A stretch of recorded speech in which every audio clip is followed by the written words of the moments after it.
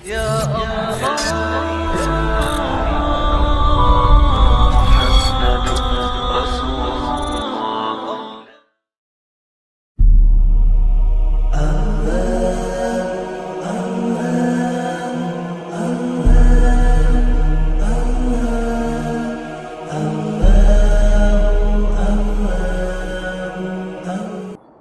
میں یہ کہنا چاہتا ہوں، نماز اگرچہ ارکان اسلام میں سے ایک رکن ہے، لیکن میں کہتا ہوں یہ 5 رکنوں کا مجموعہ ہے۔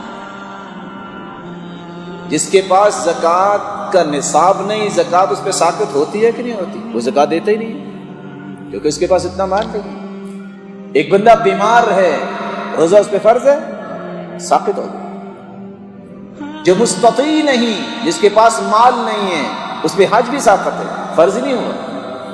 باقی کیا بچا؟ نماز۔ توحید ایمان کے بعد جو ایک ہی بات ہے نماز، یہ فرق کرتی ہے کہ اس کا ایمان کیسا ہے۔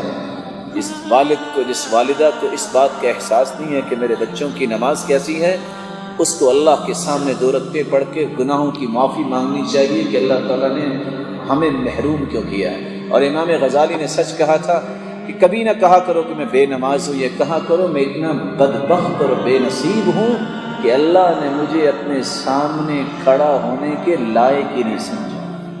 یہ نہ کہا کرو میں بے نماز ہوں۔ اور حقیقت جانے تو نماز میں سارے رکن ہیں۔ اللہ کی محبت ہوگی تو نماز پڑھے گا۔ روزہ صبر کو سکھاتا ہے۔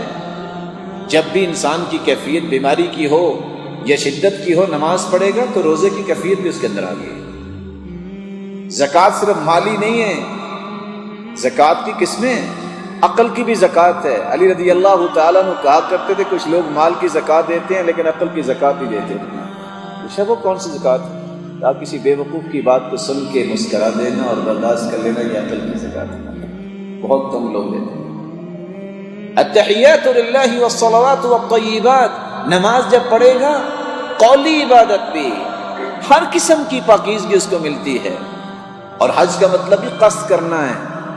جب انسان نماز پڑھتا ہے تو اللہ کی رضا کا قصد کرتا ہے تو نماز کے اندر 5 چیزیں جمع ہو جاتی ہیں۔ اس لیے توحید کے بعد رسول اللہ صلی اللہ علیہ وسلم کی محبت بچوں کے دل میں پیدا کی جائے۔ کیسے پیدا ہوگی؟